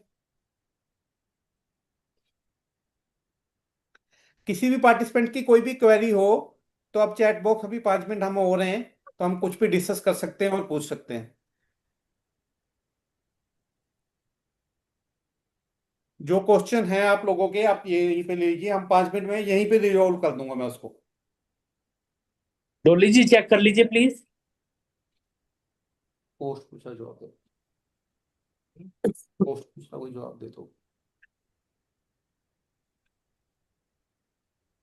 लांबा जी आप ही देख लो Q&A में जो आए हुए हैं। मैं तो Q&A में 1 मिनट रुकी है। कुछ कोई नहीं है सर, क्योंकि हाथ साथ कर ही सर लिए मैंने Q&A में तो सारे कोई सारे। नहीं है। सर मेरा फ्री एक ट्रायल क्वेश्चन कब तक अवेलेबल है? One day. वन डे कौन सा सर, वन डे? आज वन ही डे है कम कोई बात नहीं, आपको वन डे बोल दे देंगे। अच्छा सर। हेलो सर, जी मेरी क्वेरी थी। जी सर पूछिए। जैसे सर इनकम टैक्स में ना अभी हो क्या रहा था, अभी भी हो रहा है जी कि पुराने किसी साल की, जैसे फाइनेंशियल ईयर 7, 8, 8, 9 की ना, कोई भी जी बस जनरली डिमांड आउटस्टैंडिंग दिखा देते हैं पोर्टल पे, हाँ और जी सर। उसका ना ही कोई नोटिस अटैच होता है और ना हमें पता चल पाता है कि क्यों आई है ये डिमांड। तो इसको कैसे करें, मतलब हमने ना डिपार्टमेंट जाके भी देख लिया, वो भी कहते हैं कि ये सीपीसी ने कर रखा है, हमें भी नहीं पता इसके बारे में, नहीं नहीं इसका नहीं नहीं क्या ऐसे करें? हाँ मैं बताता हूँ। जब आप व्यू आउटस्टैंडिंग डिमांड में देखते हैं वहां पे डिमांड नजर आती है, हाँ जी सर। वहां पे डिमांड के अगेंस्ट उसका डिन नंबर भी आ रहा है सर। जी आ रहा है। डिन वैलिडिटी चेक करने का स्टेटस भी है, वहां पे डिन नंबर डालो और चेक हाँ करो, वो बताता है किस असेसिंग ऑफिसर ने वो नोटिस दिया हुआ है। वहां हाँ। से वो नोटिस भी डाउनलोड हो जाता है सर। नहीं सर, नोटिस डाउनलोड नहीं हो रहा है वहां से भी। नहीं नहीं, आपको जैसे हम्म, डिमांड है, जैसे कोई हम्म, प्रैक्टिकल है तो मेरे को दिखा दो, मैं भी बता देता हूँ आपको हम्म, सोल्यूशन कहाँ की डिमांड है। आप response to hmm, outstanding demand में जाओ तो वहां पे हम्म, ईयर भी आता है, नोटिफिकेशन भी आता है, और किस चीज की डिमांड है वो भी आता है। नहीं सर, उसमें तो सिर्फ आउटस्टैंडिंग डिमांड है, रेफरेंस नंबर है। हाँ रेफरेंस नंबर है ना, जब आप रिस्पॉन्स टू आउटस्टैंडिंग डिमांड पे क्लिक करेंगे हम्म। तो आगे सारी डिटेल खुलेगी। जब आप डिन नंबर चेक करके बताएंगे तो वो भी बताएगा किस साल की है, कितना अमाउंट है और किस चीज के लिए है। और सर ज्यादातर ये प्रोसेसिंग वाली डिमांडें हैं, जिस साल की है उस साल की रिटर्न आपकी प्रोसेस नहीं हुई होगी या प्रोसेस विद डिमांड हुई होगी, आप चेक कर लीजिए। एक्चुअली कैसा, मैं बता 90% देता हूँ। केसेस में वही है। इसमें ईयर तो पता चल जाता है, हम्म और अमाउंट भी पता चल जाता है कि कितना अमाउंट खड़ा हुआ है, और वो हम्म इंटरेस्ट भी कैलकुलेट करता रहता है।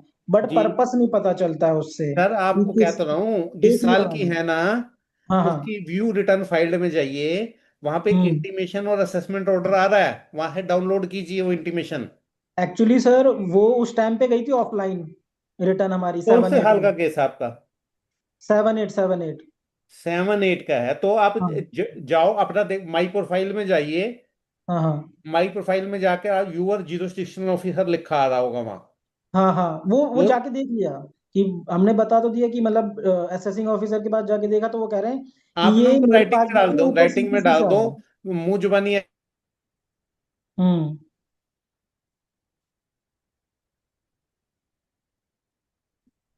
डिमांड तुमने अ, जनरेट कर रखी है, मैंने थोड़ी की है, बताओ तो ही किस चीज हम्म की है। और हम्म सख्त सा लेटर लिखो, हम्म, क्योंकि अब लड़े बगैर कुछ नहीं मिलेगा। हाँ बिल्कुल सर। सर। असेसमेंट वाला काम तो इनकम टैक्स में खत्म हो गया, अब तो लड़ना हम्म पड़ेगा हर तरह, और थोड़ा लेके लड़ना पड़ेगा। हम्म। सर कहाँ लड़े, जीएसटी में लड़े, इनकम टैक्स अब में जगह लड़े? लड़ना पड़ेगा, सीए को तो योद्धा बना दिया। हमारे चावला जी तो ऐसे ही कहते हैं, सीए तो बहुत बड़ा योद्धा है, वो हम्म। कुछ भी कर सकता है। सर तो कौन से पार्टनर तो नहीं रहे अब हम, पार्टनर ठीक है इन sir, nation thank you. Building? हाँ जी। सर पार्टनर ठीक है इन सर। नेशन बिल्डिंग तो नहीं रहे अब हम?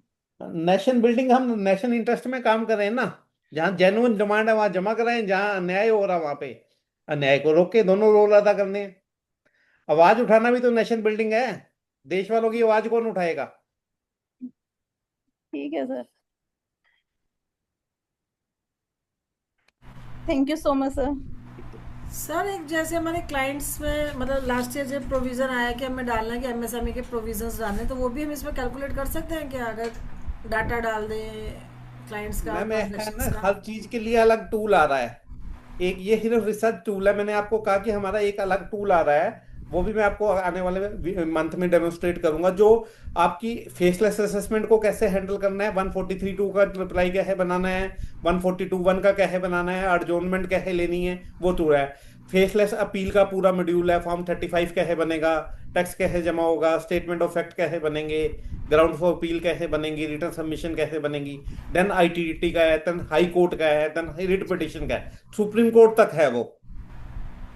तो वो आपको अलग से लेना पड़ेगा, वो लिटिगेशन मॉड्यूल अलग है। ठीक है सर, ये कर सेतु जो एआई है, इस टूल को यूसेज का इसका क्या चार्जेस रहेगा सर मेंबर्स के लिए, इसको अगर लेते हैं तो टाइम? ये बता दिए यहाँ पे हमने। अच्छा। ये प्राइस भी आज है, कल से हमारा ये रिवाइज हो रहा है। जी सर। क्योंकि बहुत एक महीने से चल रहा था, कल से ये भी रिवाइज हो रहा है। कितने सिस्टम्स पे एक्सेस हो सकता है सर इसका? ये तो वेब पोर्टल है, जहां मर्जी से करो, जितने मर्जी पे करो।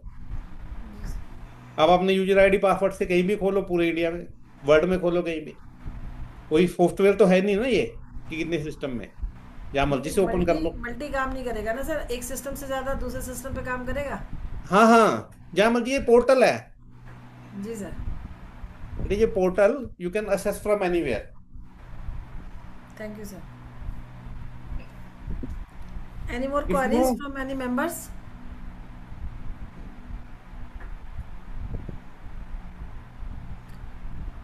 राज सर कंक्लूड करेंगे सर? हेलो,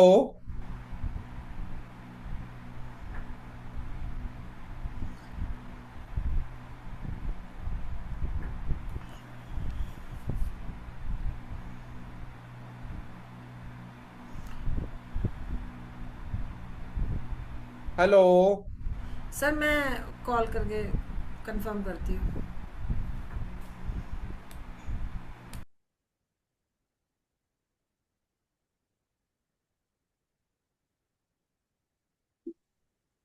हाँ डोली जी।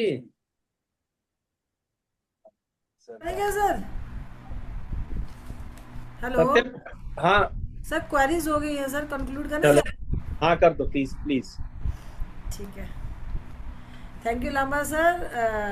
ये बहुत अच्छा सेशन था और काफ़ी इंसाइट्स हुई हैं, और अब वो डर ख़त्म हो गया, और वो भी जो था ना मिसअंडरस्टैंडिंग्स कि भाई नए में क्या है पुराने में क्या है, क्योंकि we are getting the way out that we can be able to give more professional reply to our clients.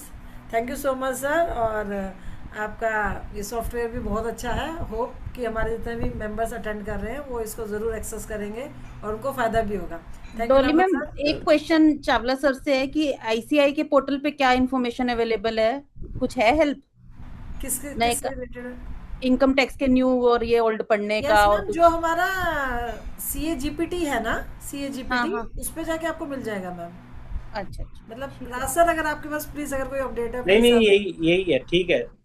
तो ये मैम इसमें ना मैं थोड़ा सा अपडेट दे देता हूँ। आईसीआई की ना डेक टैक्स कमेटी की भी जीपीटी है, बोला उसको वहां पर पूरे डेक टैक्स कमेटी भी जाइए, वहां पर ज्यादा स्पेसिफिक आंसर मिलेंगे। कहाँ सीए पे जीपीटी जाए में सर? मैनी सब जीपीटी से are there. Direct tax committee madam, हाँ, direct deck tax tax committee. Committee की जीपीटी अलग है पूरी, जिससे डेक टैक्स से रिलेटेड आप कुछ भी पूछ म्यूट सकते का हैं। अनम्यूट हो रहा भाई, वहाँ कोई कंट्रोल किया हुआ क्या? अंजलि के पास है ना, उसको बोला उसको फटाफट।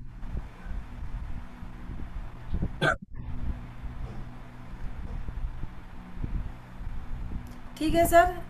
Thank you all members, thank you Manoj sir, thank you Raj sir. Hope to have ये वहाँ more बंद किया sessions रहता for है all या of you तो sir. Thank you. उसका Good evening. खुला छोड़ देना। Thank you ma'am, thank you so much. Thank you.